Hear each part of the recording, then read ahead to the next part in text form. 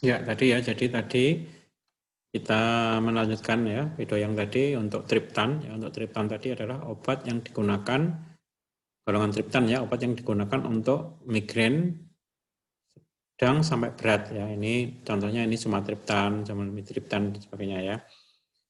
Kemudian tadi juga dikatakan bahwa triptan ini harganya mahal ya. Jadi walaupun obat pilihan utama tapi harganya mahal ya. Obat ini digunakan untuk terapi akut pada migrain ya, yang sudah berlangsung lebih 4 jam atau lebih ya. Kemudian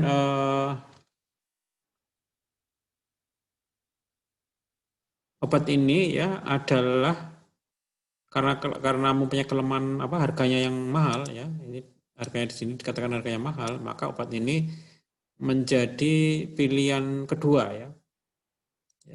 Pilihan kedua ya, yang jadikan pilihan utamanya tetap menggunakan obat-obat yang lebih murah ya. Tadi terutama menggunakan obat-obat NSAID ya, atau tadi ergotamin ya, ini dipandang lebih murah sehingga merupakan obat pilihan kedua. Kemudian triptan ini ya, triptan yang kedua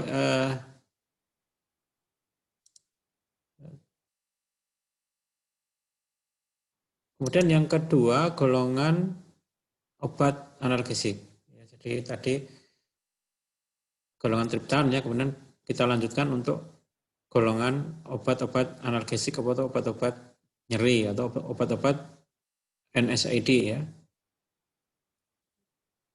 Nah, untuk terapi akut pada migrain itu juga bisa menggunakan obat-obat nyeri atau obat-obat NSAID ya di sini ya, obat-obat nyeri atau obat-obat NSAID. Nah, di sini dikatakan bahwa obat-obat NSAID ini untuk hasil yang lebih baik ya adalah kombinasi ya, kombinasi antara obat analgesik dengan kafein ya, dengan kafein. Jadi kalau kita kadang melihat di obat itu ada kafeinnya ya. Jadi obat-obat nyeri dicampur dengan kafein, misalnya paracetamol dicampur kafein misalnya ya. Ibuprofen dicampur kafein, maka itu digunakan untuk terapi migrainnya ya, efektif untuk terapi migrainnya karena memang yang direkomendasikan adalah bentuk kombinasi dengan kafein. Di sini juga disebut bahwa obat-obat migrain yang biasa digunakan ya, obat nyeri yang biasa digunakan untuk mengobati migrain di sini disebut adalah, contohnya adalah aspirin ya di sini ya, aspirin, ibuprofen ya, ini yang umum sekali ya. Kemudian naproxen ini yang harganya mahal ya. Yang umum itu ibuprofen dengan aspirin ya untuk pengobatan migrain. Jadi kalau kita menderita migrain yang ringan ya, intinya kita menggunakan analgesik dulu ya, misalnya kita memakai ibuprofen atau memakai aspirin. Nah, jika pengen dikombinasi, jadi kalau misalnya mau kombinasi itu juga lebih baik ya.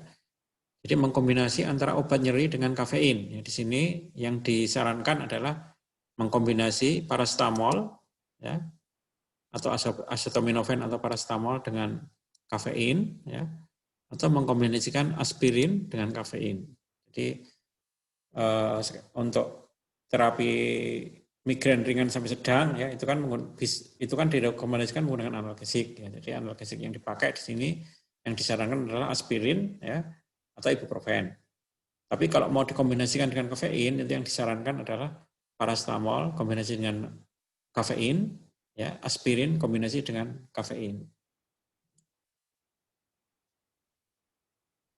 Kemudian di sini juga dikatakan bahwa beberapa obat nyeri atau NSAID ya, contohnya ketoprofen ya, diklofenak potasium ya atau kalium diklofenak ya. Ini sama efektifnya dengan ergotramin atau sumatriptan dalam mengurangi nyeri sakit kepala pada migrain. Jadi kalau kalau kita pengen terapi memang bisa ya menggunakan obat nyeri ya. Ini juga bisa memakai diklofenak ya, kalium diklofenak atau ketoprofen.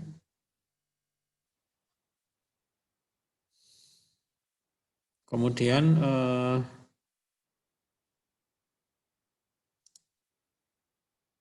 Nah, itu adalah penggunaan obat nyeri pada migrain akut ya. Ya, kemudian untuk yang keempat ya, obat-obat antiemetik ya, obat-obat antiemetik ya, atau obat-obat anti muntah. Ya, jadi tadi sudah saya singgung ya mengenai pengobatan migrain ya dengan pada kasus migrain yang disertai dengan mual muntah. Nah, di sini dikatakan ya pada poin pertama ya, pada banyak pasien ya, pada banyak pasien penggunaan triptan ya, misalnya penggunaan sumatriptan itu sudah cukup efektif untuk mengobati migrain yang disertai dengan mual muntah. Ya. Intinya begini, kalau ada orang kena migrain ya, kemudian mual muntah itu sebenarnya cukup diobati dengan satu obat saja, yaitu golongan triptan ya, misalnya sumatriptan. Jadi ya, tidak perlu menggunakan obat-obat mual muntah sebagai tambahan. Tetapi di sini dikatakan juga jika pasien itu tidak merespon, mual muntahnya masih ada dan pemberian golongan triptan, maka bisa diberikan obat-obat antiemetik. Jadi antiemetik itu diberikan ketika orangnya sudah masih mual muntah ya dalam pemberian triptan. Nah, di sini beberapa pilihan ya, tadi sudah saya singgung di awal ya, di video sebelumnya, bahwa obat-obat antiemetiknya itu adalah golongan penotiazin ya, golongan penotiazin. Ya, ini ya, golongan penotiazin adalah golongan obat-obat tranquilizer mayor yang digunakan untuk pengobatan, yang bisa digunakan untuk pengobatan antiemetik. Nah, kemudian golongan penotiazin tadi sudah saya singgung juga, yaitu klorpromazin dan ya di sini tadi ya, klorpromazin dan nah ini kita lihat ya, klorpromazin dan prochlorperazin itu golongan fenotiazin ya. Jadi itu yang golongan apa untuk mengobati mual muntahnya ya. Kemudian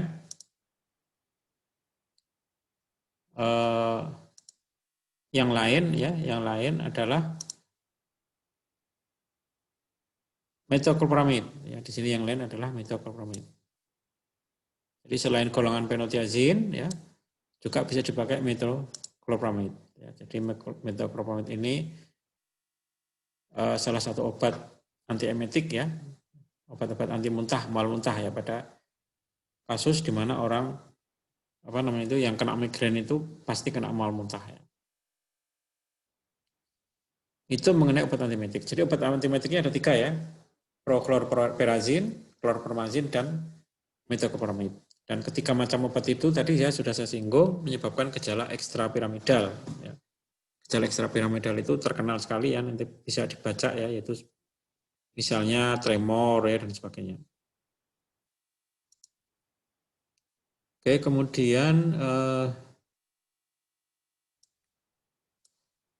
selanjutnya adalah mengenai intractable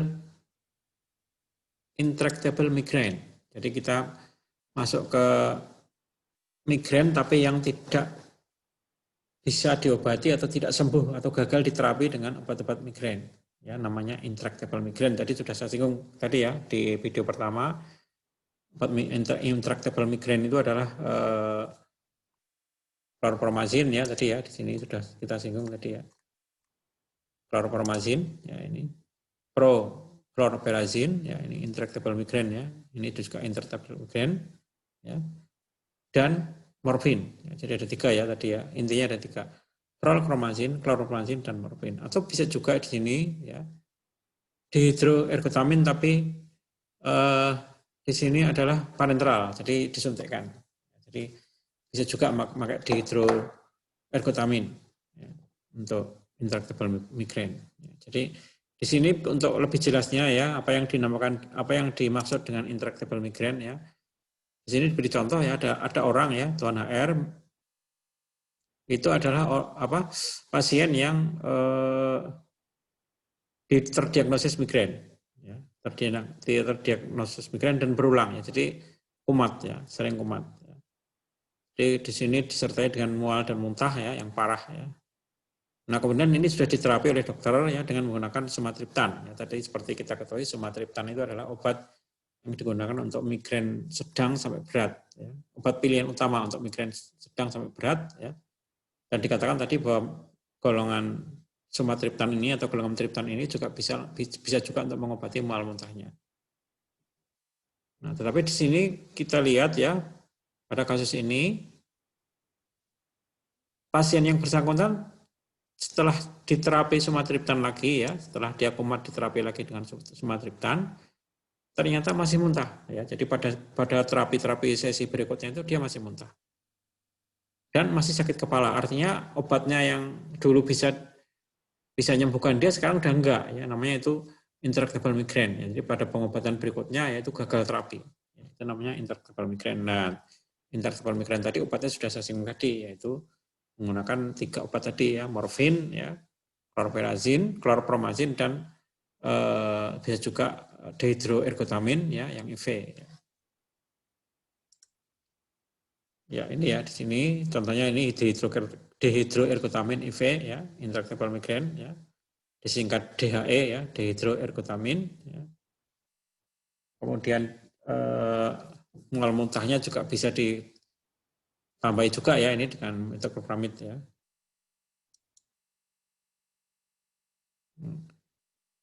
Tuh, jadi sekali lagi ya untuk terapi intractable migraine ya, yang pertama bisa menggunakan dihidroergotamin, yang kedua menggunakan chlorpromazin. Ya, chlorpromazin ya. Jadi chlorpromazin ini juga digunakan untuk intractable migraine ya. Di sini dikatakan bahwa chlorpromazin itu mempunyai 2 efek, yaitu efek mual muntah ya, dan mempunyai efek apa namanya itu intractable migraine. Mempunyai efek mual muntah dan intractable migraine. Ya, kemudian selanjutnya adalah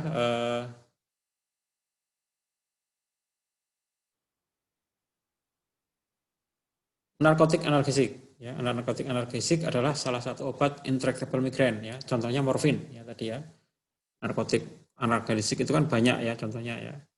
Misalnya morfin ya. Contohnya yang di sini digunakan adalah morfin. Ya.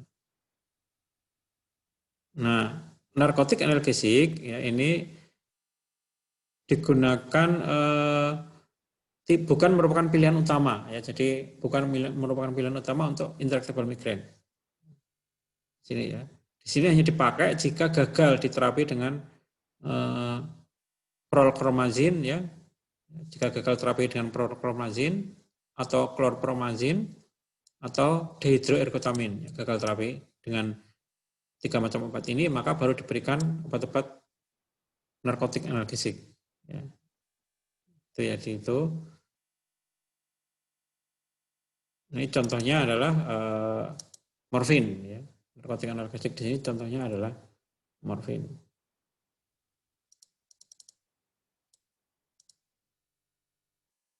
Kemudian ini ada tambahan ya mengenai intractable migraine, yaitu pemberian kortikosteroid. Ya, tadi belum saya singgung ya pemberian kortikosteroid.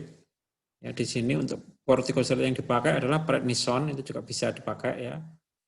Dexamethasone ya. Jadi juga ini dosisnya sudah ada ya, ini dexamethasone dan prednison. Ya, kalau prednison itu diberikan secara oral, dexamethasone diberikan secara parenteral. Ya. Nah itu ya, itu mengenai terapi migrain akut ya, migrain akut. Baik itu migrain biasa ya atau intractable migrain ya, plus terapi untuk antiemetiknya. Kemudian kita untuk yang terakhir ya, bagian kedua mengenai profilaksis ya. Mengenai profilaksis pada migrain ya. Di profilaksis ini dikatakan jika pasien itu sudah minum obat ya, yang benar ya, yang tepat, ya, tapi dia masih dianggap gagal ya. Gagalnya itu terjadi karena sakit kepalanya masih ada. Sakit kepalanya itu masih muncul ya. Di sini dikatakan bisa muncul 2 kali dalam sebulan ya atau lebih. Jadi kalau ada orang diterapi dengan obat-obat migrain ya, kemudian masih ada muncul gejala sakit kepala ya, sebulan 2 kali atau lebih, itu dikatakan abortif ya. Di sini dikatakan abortif ya atau gagal. Maka harus diberikan profilaksis ya. Diberikan obat-obat profilaksis Tujuannya apa? Tujuannya agar tidak terjadi apa namanya itu occurring ya, ini agar tidak terjadi apa namanya itu sakit kepala yang berulang ya sampai 2 bulan ya di sini. Jadi tujuannya itu untuk itu, ya, mencegah berulangnya sakit kepala. Nah, obatnya apa saja di sini ya, di sini obatnya itu beda sekali dengan tadi ya. Jadi obat untuk profilaksis untuk sakit kepala pada migrain ya yang abortif ya. Di sini obat ya listnya cukup banyak ya dan sangat berbeda dengan obat-obat yang untuk migrain akut ya. Di sini ada obat yang namanya propanolol ya. Di sini propanolol itu seperti kita tahu adalah obat-obat yang digunakan untuk pengobatan kardiovaskuler ya, yang mempunyai efek bradikardi ya. Dulu pernah kita singgung ya di semester 6 ya dulu ya untuk farmakoterapi kardiovaskuler. Ini propanolol ya. Ini propanolol itu ternyata tidak hanya untuk mengobati tensi ya, tidak hanya untuk mengobati aritmia, tapi juga digunakan untuk mengobati migrain ya. Propanolol itu dulu kalau masih ingat ya termasuk golongan beta blocker ya, yang juga digunakan untuk pengobatan gagal jantung. Dan ini merupakan obat pilihan utama ya, propanolol itu merupakan obat pilihan utama untuk profilaksis migrain ya. Selain juga atenolol, metoprolol dan timolol. Kemudian yang kedua di sini juga ada yang namanya amitriptilin. Amitriptilin itu termasuk obat-obat antidepresan. Ini juga obat pilihan utama. Ya. Jadi selain propanolol, ya, amitriptilin adalah obat-obat pilihan utama untuk terapi apa namanya itu profilaksis ya pada migrain. Profilaksis untuk nyeri sakit kepala pada migrain. Kemudian ada lagi yang namanya valproat. Ya, valproat itu termasuk obat-obat anti kejang ya atau obat-obat epilepsi. Ya, itu juga obat pilihan utama ya untuk terapi apa namanya itu profilaksisnya. Kemudian di sini juga ada muncul juga verapamil ya. Verapamil itu dulu pernah kita pelajari pada obat-obat kardiovaskuler ya yang merupakan obat-obat golongan kalsium channel blocker ya yang non dihidroperidin ya. Verapamil ya. Ini tapi ini bukan pilihan utama tapi pilihan kedua atau second line. Kemudian naproxen ini termasuk golongan NSAID. Jadi ini adalah obat-obat list obat-obat yang digunakan untuk terapi profilaksis pada sakit kepala pada migrain, ya, di mana obat-obat migrain itu tidak maksimal ya karena orangnya masih menderita sakit kepala sampai 2 kali atau lebih dalam sebulan dan itu perlu diobati ya namanya dengan pengobatan apa namanya itu pengobatan profilaksis ya pengobatan profilaksis.